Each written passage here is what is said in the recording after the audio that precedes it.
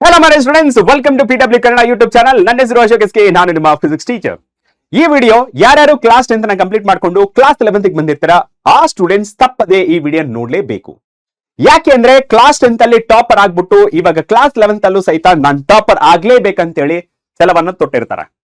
And ಯಾರ್ಯಾರು class 10th ಅಲ್ಲಿ ತಾವು ಅನ್ಕೊಂಡಿರುವಂತ ಪರ್ಸೆಂಟೇಜ್ ಮಾಡಕ್ಕಾಗಿಲ್ಲ, ತಾವು ಅನ್ಕೊಂಡಿರುವಂತ ಮಾರ್ಕ್ಸ್ ಪಡೆಯಕ್ಕಾಗಿಲ್ಲ, ಬಟ್ ಕ್ಲಾಸ್ 11th ಅಲ್ಲಿ ಸರ್ ನಾನು ಯಾವುದೇ ಕಾರಣಕ್ಕೂ ಸಹ ಟಾಪರ್ ಆಗದೇನೆ ಹೋಗಲ್ಲ, ನಾನು ಟಾಪರ್ ಆಗೇ ಆಗ್ತೀನಂತ ದೃಢ ಸಂಕಲ್ಪವನ್ನ ಇಟ್ಕೊಂಡು ತಮ್ಮ ಸ್ಟಡಿನ ಸ್ಟಾರ್ಟ್ ಮಾಡಿರ್ತಾರೆ.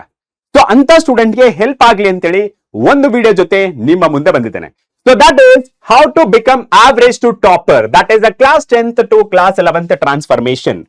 ಸೊ ತುಂಬಾ ಕ್ವಶನ್ಸ್ ಗಳ ಕೇಳಿರ್ತಾರೆ ನಿಮ್ಮ ಸೀನಿಯರ್ ಗಳಿಂದ.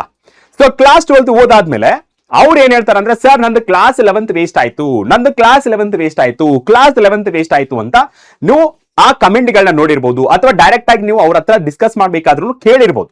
ರೈಟ್, ಅದು ಆಗ್ಬಾರ್ದು ಅಂತಂದ್ರೆ ನೀವೇನ್ ಮಾಡ್ಬೇಕು? Even if you are average student, below average students ಆದ್ರೂ ಸಹಿತ ನೀವು ಕ್ಲಾಸ್ 11th ಅಲ್ಲಿ ಹೇಗೆ ಟಾಪರ್ ಆಗ್ಬೇಕನ್ನೋದು ಇವತ್ತಿನ ವಿಡಿಯೋದಲ್ಲಿ ನಿಮಗೆ ತಿಳಿಸ್ಕೊಡ್ತೇನೆ. Okay, so without wasting time let's get in the topic. The very first thing ಏನಪ್ಪಾ ಅಂತಂದ್ರೆ, that is the reality check. Shift from class 10th to class 11th. ನಿಮಗೆ ಮೇಜರ್ ಆಗಿ ಕ್ಲಾಸ್ 10th ಗೆ ಮತ್ತೆ ಕ್ಲಾಸ್ 11th ಗೆ difference ನಾವು first analysis ಮಾಡಬೇಕು. ನೋಡಿ, moving from class 10th to class 11th ಏನಿದೆಯಲ್ಲ, ಇಟ್ ಈಸ್ ಆರ್ಗ್ಯೂಬಲಿ ಅಂದ್ರೆ ದ ಬಿಗ್ಗೆಸ್ಟ್ ಅಕಾಡೆಮಿಕ್ ಲೀಪ್ ಅಂತಾನೆ ಹೇಳ್ಬೋದು. ಓಕೆನಾ? ಸೊ ಸ್ಟೂಡೆಂಟ್ ಲೈಫ್ ಅಲ್ಲಿ it is the biggest transition ಅಂತಾನು ಹೇಳ್ಬೋದು. ಯಾಕೆಂದ್ರೆ ಕ್ಲಾಸ್ 10th ಅಲ್ಲಿ ಸೈನ್ಸ್ ಅನ್ನೋದು ಒಂದು ಟೆಕ್ಸ್ಟ್ ಬುಕ್ ಅಥವಾ ಒಂದು ಸಬ್ಜೆಕ್ಟ್. ಯಾವಾಗ ನೀವು ಕ್ಲಾಸ್ 10th ಗೆ ಬರ್ತೀರಾ, ಕ್ಲಾಸ್ 11th ಗೆ ಬರ್ತೀರಾ, ಕ್ಲಾಸ್ 10th ಇಂದ ಕ್ಲಾಸ್ 11th ಗೆ ಬರ್ತೀರಾ, ಅವಾಗ ಇದೇ ಸೈನ್ಸ್ ಬುಕ್ ನಿಮಗೆ 4 ಬಿಗ್ ಸಬ್ಜೆಕ್ಟ್ ಆಗಿ ಡಿವೈಡ್ ಆಗುತ್ತೆ. That is a physics, chemistry, maths and bio.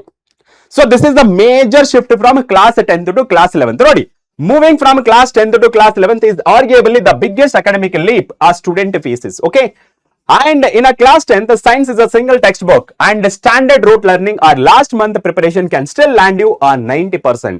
ಇಲ್ಲಿ ನೀವು ಕ್ಲಾಸ್ 10th ಅಲ್ಲಿ ನೀವು ಕೆಲವೊಂದು ಟಾಪಿಕ್ ಗಳನ್ನ ಬೈ ಹಾರ್ಟ್ ಮಾಡಿರ್ಬೋದು, ಕೆಲವೊಂದು ಟಾಪಿಕ್ ಗಳನ್ನ ನೀವು ಲಾಸ್ಟ್ ಮೂಮೆಂಟ್ ಅಲ್ಲಿ ಓದಿರ್ಬೋದು, ಅಥವಾ ಕೆಲವೊಂದನ್ನ ರೋಟ್ ಲರ್ನಿಂಗ್ ಮಾಡಿರ್ಬೋದು. ಸ್ಟಿಲ್ ಆ ಮಾಡಿರುವಂತ ಕೆಲಸ ನಿಮಗೆ 90% ನ ತಂದು ಕೊಟ್ಟಿರುತ್ತೆ. ಬಟ್ ಇನ್ ಕ್ಲಾಸ್ 11th ಏನಾಗುತ್ತೆ, class 11th changes the game completely. ಯಾಕೆ?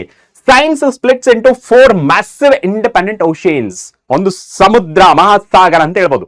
ಇದರಲ್ಲಿ ನಿಮಗೆ ಮೇಜರ್ ಆಗಿ ಫಿಸಿಕ್ಸ್, ಕೆಮಿಸ್ಟ್ರಿ, ಬಯೋ, ಮ್ಯಾಥಮೆಟಿಕ್ಸ್ ಅಂತ 4 ಸಬ್ಜೆಕ್ಟ್ಗಳು ಬರುತ್ತೆ. And the volume of the syllabus quadruples ಅಂದ್ರೆ 4 ಪಟ್ಟು ಜಾಸ್ತಿ ಆಗುತ್ತೆ. And the questions shift from direct theory to deep application based problem solving. ನಿಮಗೆ ಕ್ಲಾಸ್ 10th ಅಲ್ಲಿ ಡೈರೆಕ್ಟ್ ಆಗಿ ಡೆಫಿನೇಷನ್ ಬರೀರಿ, ಅಥವಾ SI ಯೂನಿಟ್ ಬರೀರಿ, ಅಥವಾ ಫಾರ್ಮುಲಾ ಬರೀರಿ ಅಂತ ಡೈರೆಕ್ಟ್ ಆಗಿ ಕೊಡ್ತಾರೆ. ಬಟ್ ಕ್ಲಾಸ್ 11th ಅಲ್ಲಿ ನೀವು ಡೈರೆಕ್ಟ್ ಆಗಿ ಯಾವುದೇ ಕ್ವಶನ್ ಎಕ್ಸ್ಪೆಕ್ಟ್ ಮಾಡಬಹುದು. ಓಕೆ, ಅಂದ್ರೆ ಕೆಲವೊಂದು ಕ್ವಶನ್ಸ್ ಎಕ್ಸ್ಪೆಕ್ಟ್ ಮಾಡಬಹುದು, not every subject all questions ಅಂತ ಬರಲ್ಲ. ಇಲ್ಲಿ applications, understanding, concept understanding plays very major shift from class 10th to class 11th. ಓಕೆನಾ? ಸೊ ಇಲ್ಲಿ ಅರ್ಥ ಆಗ್ಲಿಲ್ಲ ಅಂತಂದ್ರೆ ನೀವು ಕ್ವಶನ್ಸ್, ಈಸಿ ಕ್ವಶನ್ಸ್ ಸಹಿತ ಆನ್ಸರ್ ಮಾಡಕ್ಕಾಗಲ್ಲ. Done? Yes, that is the shift from class 10th to class 11th. Next one ನೋಡಿದ್ರೆ, shift from rote learning to conceptual clarity. ಯಾಕೆ? In a class 10th you could memorise a definition and score. Class 10th ಅಲ್ಲಿ ನೀವು ಕೆಲವೊಂದು topic ಗಳನ್ನ memorise by heart ಅಂತ ಹೇಳ್ತಲ್ಲ, ಅದು ಮಾಡಿ ಒಳ್ಳೆ ಸ್ಕೋರ್ ಮಾಡಬಹುದು. In class 11th if you don't understand why and how behind a concept, ನೀವೊಂದು ಕಾನ್ಸೆಪ್ಟ್ ಅರ್ಥ ಮಾಡ್ಕೋಬೇಕಾದ್ರೆ ಯಾಕೆ, ಹೇಗೆ, ಯಾತಕ್ಕೆ ಅಂತ ನೀವು ಕ್ವಶನ್ಸ್ ನ ಅರ್ಥ ಮಾಡ್ಕೊಂಡು ನೀವು ಸಾಲ್ವ್ ಮಾಡಿದ್ರೆ ಈಸಿ ಆಗುತ್ತೆ. ಇಲ್ಲ ಅರ್ಥ ಆಗಿಲ್ಲ ಅಂತ ನೀವು ಮಾಡಕ್ಕಾಗಲ್ಲ, ಆ ಕ್ವಶನ್ಸ್ಗೆ ಆನ್ಸರ್ ಮಾಡಕ್ಕಾಗಲ್ಲ. You want able to solve even introductory numericals. ಇಲ್ಲಿ ಫಿಸಿಕ್ಸ್ ಅಂತ ಮಾತಾಡಿದ್ರೆ ತುಂಬಾ ಸ್ಟೂಡೆಂಟ್ಸ್ ಕೇಳಿ ಯಾವ ಸಬ್ಜೆಕ್ಟ್ ಟಫ್ ಅಂದ್ರೆ ಮೇಜರ್ ಆಗಿ ಹೇಳೋದು ಫಿಸಿಕ್ಸ್. ಯಾಕೆಂದ್ರೆ ಇವಾಗ ಬಯಾಲಜಿ ತಗೊಂಡ್ರೆ ಥಿಯರಿ, ಮ್ಯಾಥ್ಸ್ ತಗೊಂಡ್ರೆ ಕಂಪ್ಲೀಟ್ ನ್ಯೂಮೆರಿಕಲ್ ಪ್ರಾಬ್ಲಮ್, ಫಿಸಿಕ್ಸ್ ತಗೊಂಡ್ರೆ theory plus problems plus application based questions. So physics ನ ನೀವು ಚೆನ್ನಾಗಿ ಅರ್ಥ ಮಾಡ್ಕೋಬೇಕು, ಫಿಸಿಕ್ಸ್ ಅಲ್ಲಿ ಟಾಪರ್ ಆಗ್ಬೇಕು ಅಂತ ಹೇಳಿದ್ರೆ ನಿಮಗೆ ಕಾನ್ಸೆಪ್ಟ್ ಅಂಡರ್ಸ್ಟ್ಯಾಂಡಿಂಗ್ ಅನ್ನೋದು ತುಂಬಾ ಇಂಪಾರ್ಟೆಂಟ್ ಆಗಿರುತ್ತೆ. ನೋಡಿ, ಬಿಲ್ಡ್ ವಿಜುವಲ್ ಮಾಡೆಲ್ಸ್. ಅದಕ್ಕೆ ನೀವೇನ್ ಮಾಡಬೇಕು? ಬಿಲ್ಡ್ ವಿಜುವಲ್ ಮಾಡೆಲ್ಸ್ ಅಂದ್ರೆ when you study, okay, so when studying topics like mechanics in physics or organic mechanism in chemistry, try to visualize what is happening. Use diagrams, mental maps or 3D animations to anchor the concepts. ಅಂದ್ರೆ ಇವುಗಳ concept ನ ಅರ್ಥ ಮಾಡ್ಕೊಳ್ಬೇಕಂದ್ರೆ diagrams use ಮಾಡಿ, ಅಥವಾ mental mapping ಮಾಡಿ, ಅಥವಾ ನಿಮಗೆ mind maps ಅಂತ ಇರುತ್ತೆ. ಮೆಂಟಲ್ ಮ್ಯಾಪ್ಸ್ ನಾವು ಮೈಂಡ್ ಮ್ಯಾಪ್ಸ್ ಅಂತಾನು ಕರಿತೀವಿ. 3D ಅನಿಮೇಷನ್ಸ್, ಈ ತರ ವಿಜುವಲೈಸೇಷನ್ ನೀವು ಮಾಡ್ಕೊಳ್ಬೇಕಾ? ಒಂದು ಟಾಪಿಕ್ ನ ಅರ್ಥ ಮಾಡ್ಕೋಬೇಕಂದ್ರೆ ನೀವು ಈ ತರ ವಿಜುವಲೈಸೇಷನ್ ಮಾಡ್ಕೊಳ್ಬೇಕು. And next one, the teach a friend rule ಇದು. ಆಕ್ಚುಲಿ ನಿಮಗೊಂದು ಕಾನ್ಸೆಪ್ಟ್ ನ ಎಷ್ಟು ಅರ್ಥ ಮಾಡ್ಕೊಂಡಿದ್ದೀರಾ ಅಂತ ನಿಮಗೆ ತಿಳಿಬೇಕಂದ್ರೆ ನೀವು ಓದಿರುವಂತ ಕಾನ್ಸೆಪ್ಟ್ ನ ನಿಮ್ಮ ಫ್ರೆಂಡಿಗೆ ತಿಳಿಸ್ಕೊಡಿ. ಓಕೆನಾ? ಏನಾಗುತ್ತೆ ಅವಾಗ, if you can't explain a complex topic like Newton's law or chemical bonding in a simple word to a class, you have not mastered it ಅಂತ. ಓಕೆ, ಸೊ ಏನಾಗುತ್ತೆ, ನಿಮ್ಮ ಫ್ರೆಂಡ್ಗೆ ಎಕ್ಸ್ಪ್ಲೈನ್ ಮಾಡಕ್ ಆಗಿಲ್ಲ ಅಂತಂದ್ರೆ ನೀವು ಬೈ ಹಾರ್ಟ್ ಮಾಡಿದಿರಾ ಅಥವಾ ರೋಟ್ ಲರ್ನಿಂಗ್ ಮಾಡಿದಿರಾ ಅಂತ ಅರ್ಥ. ನಿಮ್ಮ ಫ್ರೆಂಡ್ಗೆ ನೀವೇನಾದ್ರೂ ಅರ್ಥ ಮಾಡಿಸಿದ್ರೆ ಎಸ್ ಆ ಟಾಪಿಕ್ ನ ನೀವು ಮಾಸ್ಟರ್ ಮಾಡಿದಿರಾ ಅಂತ ಅರ್ಥ ಆಗುತ್ತೆ. ಓಕೆನಾ? Yes, this is rote learning to concept clarity. Next, master the tool kit early. ಇಲ್ಲಿ ಟೂಲ್ ಕಿಟ್ ಯಾವ್ದಪ್ಪ? ಮೇನ್ ಆಗಿ many students struggle in class 11 science not because their science is weak. ಕೆಲವೊಂದು ಸ್ಟೂಡೆಂಟ್ಸ್ ಕ್ಲಾಸ್ 11 ಟಫ್ ಆಗುತ್ತೆ, difficult ಆಗುತ್ತೆ ಅಂತ ಹೇಳ್ತಾರೆ. Not because science ಅವರಿಗೆ tough ಅಂತಲ್ಲ. ಬಟ್ ಹಾಗಿದ್ರೆ ಏನ್ ಪ್ರಾಬ್ಲಮ್ ಅಂತ ನೋಡೋದಾದ್ರೆ, but because their foundation tools are shaky secure these in your first month. ಅಂದ್ರೆ ಕೆಲವೊಂದು ಟೂಲ್ ಕಿಟ್ಸ್ ಅಂದ್ರೆ ಫೌಂಡೇಶನ್ಸ್ ಇಸ್ ವೀಕ್ ಅಂತ ಅರ್ಥ. ಆ ಫೌಂಡೇಶನ್ ಯಾವುದು? ಫಿಸಿಕ್ಸ್ ಅಂತ ಕನ್ಸಿಡರ್ ಮಾಡ್ಕೊಂಡ್ರೆ, ಫಿಸಿಕ್ಸ್ ಅಲ್ಲಿ ಕನ್ಸಿಡರ್ ಮಾಡ್ಕೊಂಡ್ರೆ ದಟ್ ಫಿಸಿಕ್ಸ್ ಅಲ್ಲಿ, okay, so physics for a physics master basic mathematics ಅಂದ್ರೆ ನಮಗೆ ಬೇಸಿಕ್ ಮ್ಯಾಥಮೆಟಿಕ್ಸ್ ನ ಕಲಿಬೇಕು. ಬೇಸಿಕ್ ಮ್ಯಾಥಮೆಟಿಕ್ಸ್ ಅಂದ್ರೆ ಯಾವ್ದು ಬರುತ್ತೆ? ಇಂಟಿಗ್ರೇಷನ್, ಡಿಫರೆನ್ಸಿಯೇಷನ್ ಮತ್ತೆ ವೆಕ್ಟರ್ಸ್ ಬರುತ್ತೆ. ಓಕೆ, ಟ್ರಿಗ್ನೋಮೆಟ್ರಿಕ್ ಬರುತ್ತೆ. ಸೊ ಇಲ್ಲಿ ನೀವೇನ್ ಮಾಡ್ಬೇಕು? Treat mathematics as a language of physics. ಇವಾಗ ನೋಡಿ, ನಿಮಗೆ ಏನಾದ್ರೂ ಮ್ಯಾಥ್ಸ್ ಬರಲಿಲ್ಲ ಅಂದ್ರೆ ಫಿಸಿಕ್ಸ್ ಅನ್ನೋದು ತುಂಬಾ ಕಷ್ಟ ಆಗ್ತಾ ಹೋಗುತ್ತೆ. ಸೊ ಅದಕ್ಕೆ ಫಸ್ಟ್ ನೀವು ಮ್ಯಾಥಮೆಟಿಕ್ಸ್ ನ ಬೇಸಿಕ್ ನ ಅರ್ಥ ಮಾಡ್ಕೊಳ್ಳಿ. ಇಲ್ಲೇನಿದೆ ಬೇಸಿಕ್ ಮ್ಯಾಥಮೆಟಿಕ್ಸ್ ಅಂದ್ರೆ ಅದನ್ನ ಫಸ್ಟ್ ನೀವು ಅರ್ಥ ಮಾಡ್ಕೊಳ್ಳಿ. ಅಂಡ್ ಕೆಮಿಸ್ಟ್ರಿ ಅಂತ ಬಂದ್ರೆ thoroughly revise the mole concept, valency and electron configuration. If your fundamentals here are weak, physical and inorganic chemistry will feel overwhelming. Getting my point? So ಇವುಗಳನ್ನ ನೀವು ಆರಾಮಾಗಿ ಕಲಿಬೇಕು, ನೀಟಾಗಿ ಅರ್ಥ ಮಾಡ್ಕೊಳ್ಬೇಕು. Done. Master the tool kit. Physics ಅಲ್ಲಿ ನೀವೇನ್ ಮಾಡಬೇಕು? ಬೇಸಿಕ್ ಮ್ಯಾಥಮೆಟಿಕ್ಸ್ ನ ಕಲಿಲೇಬೇಕು. Integration, difference, nothing but calculus, trigonometry. Okay, trigonometry ಆದ್ಮೇಲೆ ಸ್ಕೇಲರ್ಸ್ ಮತ್ತೆ ವೆಕ್ಟರ್ಸ್ ಮೇನ್ ಇಂಪಾರ್ಟೆಂಟ್. ಓಕೆ, ನಾವು ನೆಕ್ಸ್ಟ್ ಒನ್ ನೋಡಿದ್ರೆ establish a daily dynamic routine. ಇಲ್ಲಿ ಡೈಲಿ ಡೈನಮಿಕ್ ರೊಟೀನ್ ಅಂದ್ರೆ ನೀವು ಕ್ಲಾಸ್ 10 ಅಲ್ಲಿ ಇದ್ದಾಗ ಒಂದೇ ಒಂದು ಸಬ್ಜೆಕ್ಟ್ ಕಲಿತಾ ಇದ್ರೆ ಸೈನ್ಸ್ ಅನ್ನೋದು. ಓಕೆ, ಬೇರೆ ಸಬ್ಜೆಕ್ಟ್ ಇದೆ, I am talking about science specially. Okay, so ಒಂದೇ ಸಬ್ಜೆಕ್ಟ್ ಸೈನ್ಸ್ ಅಂದ್ರೆ ಒಂದೇ ಸಬ್ಜೆಕ್ಟ್, ಬಟ್ ಇವಾಗ 4 ಆಗಿದೆ. ಅವಾಗ ನಿಮಗೆ ರೆಸ್ಪಾನ್ಸಿಬಿಲಿಟಿ ಜಾಸ್ತಿ ಆಗುತ್ತೆ. ಸೊ ಅದಕ್ಕೆ ಆಸ್ ಎ ಸ್ಟೂಡೆಂಟ್ ಆಗಿ ನೀವು ಯಾವ ತರ ಯೋಚನೆ ಮಾಡ್ಬೇಕಂದ್ರೆ ಟಾಪರ್ ತರ ಯೋಚನೆ ಆಗ್ಬೇಕು. ನೀವು ಟಾಪರೇ, ಬಟ್ ಟಾಪರ್ಗೆ ಮತ್ತೆ ಆವರೇಜ್ ಸ್ಟೂಡೆಂಟ್ ಡಿಫರೆನ್ಸ್ ಏನು? That effort, that consistency is missing in average student. ಅವ್ರು ಏನ್ ಮಾಡ್ತಾರೆ ನೋಡಿ, toppers are not necessarily smarter. ಅವ್ರೇನು ಸ್ಮಾರ್ಟ್ ಆಗಿರ್ಬೇಕಂತ ಏನಿಲ್ಲ, ಬಟ್ ವಾಟ್ ಡಿಫರೆನ್ಶಿಯೇಟ್ ದಮ್ ಅಂತ ಹೇಳಿದ್ರೆ that they are just more consistent. ಪ್ರತಿ ದಿನಾನು ಚೆನ್ನಾಗಿ ಓದ್ತಾರೆ, ಚೆನ್ನಾಗಿ ಕ್ಲಾಸ್ ಅಟೆಂಡ್ ಮಾಡ್ತಾರೆ, ರೆಗ್ಯುಲರ್ ರಿವೈಸ್ ಮಾಡ್ತಾರೆ, ಪ್ರಾಕ್ಟೀಸ್ ಮಾಡ್ತಾರೆ. ಅಂಡ್ ಇಲ್ಲಿ ನೋಡಿದ್ರೆ and average student studied hardly only during exam. So average students ಏನ್ ಮಾಡ್ತಾರೆ? ಎಕ್ಸಾಮ್ ಅಂತ ನಾಳೆ ನಾಡಿದ್ದು ಎಕ್ಸಾಮ್ ಇದೆ, ಅವಾಗ ಬುಕ್ ತಗೊಂಡು ಓದ್ಕೊಂಡು ಕೊಡ್ತಾರೆ. ಅದೆಲ್ಲ ಟಾಪರ್ ಆಗ್ಬೇಕಂದ್ರೆ ಡೈಲಿ ಓದ್ಬೇಕು. ಓಕೆ, ನಿಮಗೊಂದು ಗಾದೆ ಮಾತು ಹಿರಿಯರು ಹೇಳ್ತಾರೆ, ಏನಂತಂದ್ರೆ ಹನಿ ಹನಿ ಸೇರಿದರ ಹಳ್ಳ, ತೆನೆ ತೆನೆ ಸೇರಿದರ ರಾಶಿ ಅಂತ. ಅದೇ ರೀತಿ ಪ್ರತಿದಿನ ಒಂದೊಂದೇ ಪೇಜು ಅಥವಾ ಎರಡೆರಡೇ ಪೇಜು ಓದಿ. ಸೊ ನಿಮಗೆ ಒಂದು ಕಂಪ್ಲೀಟ್ ಇಯರ್ ಆಗೋದ್ರೊಳಗೆ 2-3 ಬುಕ್ಸ್ ನ ಕಂಪ್ಲೀಟ್ ಮಾಡಿರ್ತೀರಾ. ಅವಾಗ ನಿಮ್ಗೆ ಯಾವುದೇ ತರ ಟಫ್ ಅನ್ಸಲ್ಲ, ನಿಮ್ಗೆ ಈಸಿ ಆಗಿ ಅನ್ಸುತ್ತೆ. ಪಾಯಿಂಟ್. ಎಸ್, ನೆಕ್ಸ್ಟ್ ಒನ್ ಏನ್ ಮಾಡ್ಬೇಕು? ಈ 3 ಸ್ಟೆಪ್ ನ ನೀವು ಒಂದು ಡೇ ನ ಯಾವ ತರ ಡಿವೈಡ್ ಮಾಡ್ಬೇಕಂದ್ರೆ ದ 3 ಸ್ಟೆಪ್ ಡೈಲಿ ಸೈಕಲ್ ಅಂತ ಕರಿತೀವಿ. ಏನದು? ದಟ್ 3 ಸ್ಟೆಪ್ ಡೈಲಿ ಸೈಕಲ್ ಅಂತಂದ್ರೆ ಫಸ್ಟ್ ಸ್ಟೆಪ್ ಅಲ್ಲಿ ಲರ್ನ್. ಒಂದು ಸಬ್ಜೆಕ್ಟ್ ನ ಕಲಿಬೇಕಂದ್ರೆ ಏನ್ ಮಾಡ್ಬೇಕು? ಅಟೆಂಡ್ ಯುವರ್ ಕ್ಲಾಸ್, ಅಂದ್ರೆ ಅದು ಕಾಲೇಜ್ ಲೆಕ್ಚರ್ ಆಗಿರ್ಬೋದು ಅಥವಾ ಆನ್ಲೈನ್ ಲೆಕ್ಚರ್ ಆಗಿರ್ಬೋದು, with 100% focus and take active notes. ನೀವು ಬರೀ ನೋಡಿದ್ರೆ ಆಗಲ್ಲ ಅಥವಾ ಕೇಳಿಸ್ಕೊಂಡ್ರೆ ಆಗಲ್ಲ, ಟೇಕ್ ಆಕ್ಟಿವ್ ನೋಟ್ಸ್. ಅಂದ್ರೆ ಅವ್ರು ಹೇಳ್ತಿರ್ಬೇಕಾದ್ರೆ ಬರ್ಕೋಬೇಕು. ಯಾವ್ದಾದ್ರು ಇಂಪಾರ್ಟೆಂಟ್ ಇದೆ ಬರ್ಕೋಬೇಕು. ಕಾಲೇಜಲ್ಲಿ ಡೈರೆಕ್ಟ್ ಆಗಿ ನಿಮ್ಗೆ ಬೋರ್ಡ್ ಮೇಲೆ ಇಟ್ಟಿರ್ತಾರೆ, ಸಮ್ ಟೈಮ್ ಕೊಡ್ತಾರೆ ನಿಮ್ಗೆ ಬರ್ಕೊಳಕ್ಕೆ. ಆನ್ಲೈನ್ ಕ್ಲಾಸ್ ಅಲ್ಲಿ ಅಷ್ಟೇ ನಿಮಗೆ ಡೈರೆಕ್ಟ್ ಆಗಿ ನೋಟ್ಸ್ ನ ಶೇರ್ ಮಾಡ್ತಾರೆ, ಆ ನೋಟ್ಸ್ ನೋಟ್ ಮಾಡ್ಕೊಳ್ಬೇಕು. Okay, with proper focus, complete 100% focus ಜೊತೆ ನೀವು ಅಟೆಂಡ್ ಮಾಡಬೇಕು. ನೆಕ್ಸ್ಟ್ ಒನ್ ಅದಾದ್ಮೇಲೆ ಪ್ರಾಕ್ಟೀಸ್. ಓಕೆ, ಪ್ರಾಕ್ಟೀಸ್ ನಿಮಗೆ ಆನ್ಲೈನ್ ಆದ್ರೆ ಡಿಪಿಪಿ ಅಂದ್ರೆ ನಿಮಗೆ ಹೋಮ್ ವರ್ಕ್ ತರ ಕ್ವಶನ್ಸ್ ಕೊಡ್ತಾರೆ. ಇಲ್ಲಿ solve daily practice problems on the same day ಆದ್ರೂ ಸಾಲ್ವ್ ಮಾಡಿ ಅಥವಾ ಒಂದ್ ದಿನ ಬಿಟ್ಟಾದ್ರೂ ಸಾಲ್ವ್ ಮಾಡಿ. ನೀವು ಕ್ವಶನ್ಸ್ ನ ಪ್ರಾಕ್ಟೀಸ್ ಮಾಡಲೇಬೇಕು. Okay, so same day. That is theory without practice is useless in class 11. So ನೀವು ಬರೀ ಥಿಯರಿ ಓದ್ತೀರಾ ಫಿಸಿಕ್ಸ್ ಅಲ್ಲಿ ಅಥವಾ ಸೈನ್ಸ್ ಅಲ್ಲಿ ಬರೀ ಥಿಯರಿ ಓದ್ತೀರಾ ಅಂದ್ರೆ ಆಗಲ್ಲ. Practice is very very important, ಅದು ಮಾಡಲೇಬೇಕಾಗುತ್ತೆ ನೀವು. ಓಕೆನಾ?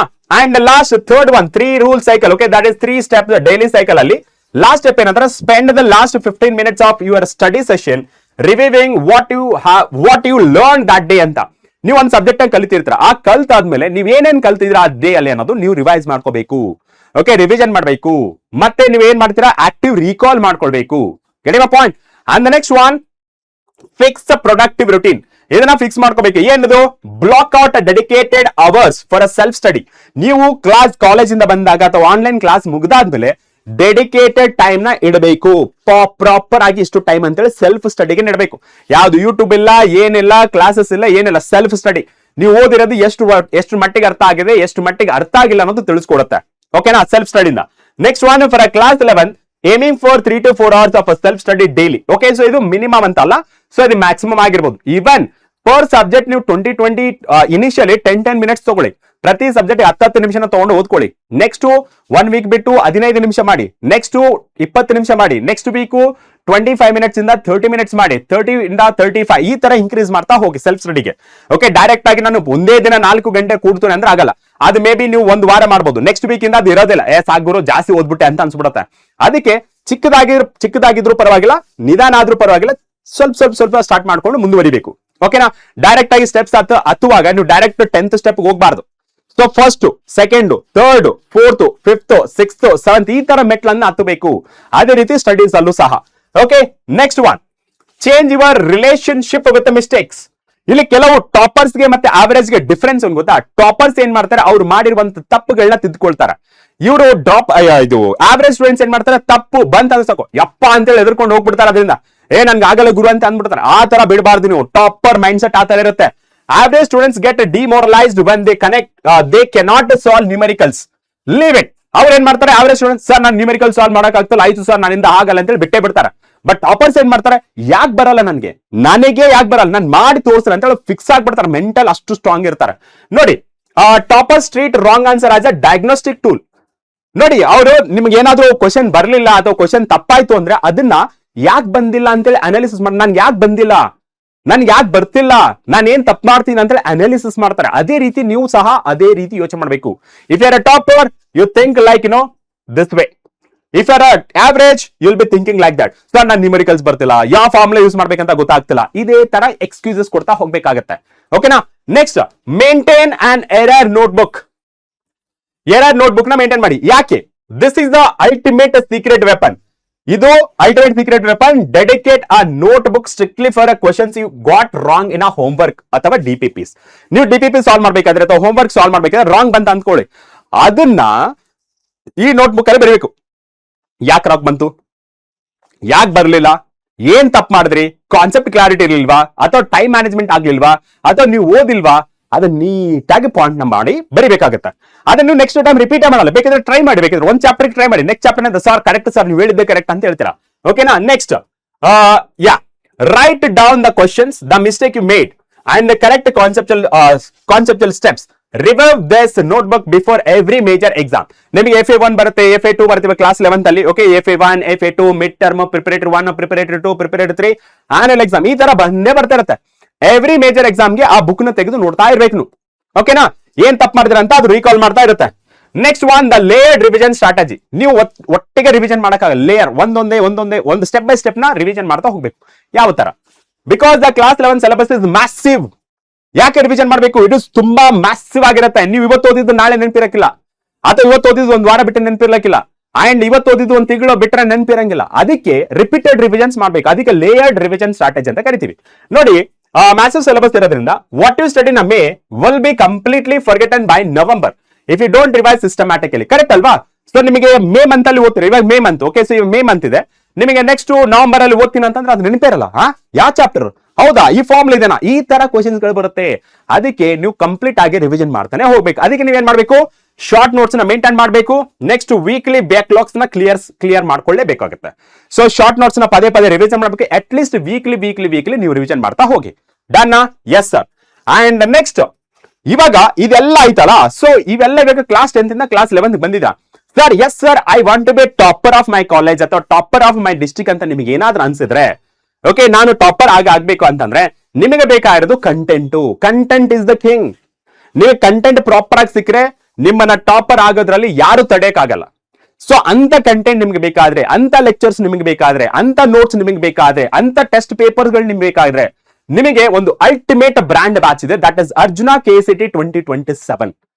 ಓಕೆ, ಸೊ ಸದ್ಯಕ್ಕೆ ನಮ್ಮ ಸ್ಟೂಡೆಂಟ್ಸ್ ಗೋಸ್ಕರ ಕ್ಲಾಸ್ 10th ಇಂದ ಕ್ಲಾಸ್ 11th ಬಂದಿರೋ ಸ್ಟೂಡೆಂಟ್ಸ್ ಗೋಸ್ಕರ ಇವನ್ ನಾವು ಈ ಬ್ಯಾಚ್ ನ ಆಕ್ಚುಯಲ್ ಪ್ರೈಸ್ ಬಂದ್ಬಿಟ್ಟು, ಓಕೆ, ಸೊ ಆಕ್ಚುಯಲ್ ಪ್ರೈಸ್ ಬಂದ್ಬಿಟ್ಟು 4499 rupees ಇದೆ.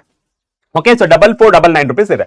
ಅರ್ಜುನ KCET 2027 ಇದರಲ್ಲಿ ನಿಮಗೆ ಆನ್ಯುವಲ್ ಎಕ್ಸಾಮಿಗೆ ಮತ್ತೆ ಕಾಂಪಿಟೇಟಿವ್ ಎಕ್ಸಾಮ್ KCET ಗೆ ಎರಡನ್ನೂ ಕವರ್ ಮಾಡ್ತೀವಿ. ಬೋರ್ಡ್ಸ್ ಅಂತ ಕರಿತೀವಲ್ಲ, ಬೋರ್ಡ್ಸ್ ಮತ್ತೆ ಕಾಂಪಿಟೇಟಿವ್ KCET ಎರಡೂ ಸಹ ಕವರ್ ಮಾಡ್ತೀವಿ ಸಿಲೆಬಸ್ ನ. ಓಕೆನಾ? ಅಂಡ್ ಇವಾಗ ಈ 4499 ನಮ್ಮ ಸ್ಟೂಡೆಂಟ್ಸ್ ಗೋಸ್ಕರ ಕ್ಲಾಸ್ 10th ಇಂದ ಕಂಪ್ಲೀಟ್ ಮಾಡಿ ಕ್ಲಾಸ್ 11th ಬಂದಿರುವಂತ ನಮ್ಮ ಸ್ಟೂಡೆಂಟ್ಸ್ ಗೋಸ್ಕರ ನಿಮಗೆ ಆಫರ್ ಪ್ರೈಸ್ ಅಲ್ಲಿ ಈ ಬ್ಯಾಚ್ ನ ಕೊಡ್ತಾ ಇದೀವಿ. ಅದಕ್ಕೆ ನೀವು ಮಾಡ್ಬೇಕಾದ್ರು ಕೂಪನ್ ಕೋಡ್ ನ ಯೂಸ್ ಮಾಡಬೇಕು. ಆ ಕೂಪನ್ ಕೋಡ್ ಯಾವ್ದಪ್ಪ ಅಂತ ಹೇಳಿದ್ರೆ that is prime. Okay, so prime. Okay, so prime K500. Okay, so prime K500. Okay, so prime K500 ಇದನ್ನ ಯಾವುದೇ ತರ ಸ್ಪೇಸ್ ಬಿಡ್ಲಾರ್ದೆ ಕ್ಯಾಪಿಟಲ್ ಲೆಟರ್ ಅಲ್ಲಿ ಬರಿ. ಅಂದ್ರೆ ಆಡ್ ಆನ್ ಕೂಪನ್ ಅಂತ ಇರುತ್ತೆ. ಕೂಪನ್ ನ ಆಡ್ ಮಾಡಿದ್ರೆ you will get discounted price. Okay, so you will get this batch discounted price ಅಥವಾ ಆಫರ್ ಪ್ರೈಸ್ ಅಂತ ಹೇಳ್ಬೋದು. ಈ 500 ಕಮ್ಮಿ ಆಗುತ್ತೆ, ಅವಾಗ ನಿಮಗೆ ಈ ಬ್ಯಾಚ್ ಸೊ 3999 ಗೆ ಈ ಬ್ಯಾಚ್ ನ ನೀವು ನಿಮ್ಮದಾಗಿಸ್ಕೊಳ್ಳಬಹುದು. ಈ ಬ್ಯಾಚ್ ನಲ್ಲಿ ನಿಮಗೆ ಲೈವ್ ಲೆಕ್ಚರ್ಸ್ ಇರುತ್ತೆ, ಹೋಮ್ ವರ್ಕ್ ಕ್ವಶನ್ಸ್ ಇರುತ್ತೆ, ಬೋರ್ಡ್ ಪ್ಯಾಟರ್ನ್ ಮತ್ತೆ ಕಾಂಪಿಟೇಟಿವ್ ಪ್ಯಾಟರ್ನ್ ಟೆಸ್ಟ್ ಗಳಿರುತ್ತೆ, ಅಂಡ್ ವೀಕ್ಲಿ ಸ್ಟ್ರಾಟಜಿ ಇರುತ್ತೆ. ನೀವು ಹೇಗೆ ಓದ್ಬೇಕು, ಯಾವ ತರ ಓದ್ಬೇಕು ಅನ್ನೋದು ನಿಮಗೆ ಗೈಡೆನ್ಸ್ ಕೊಡ್ತಾರೆ.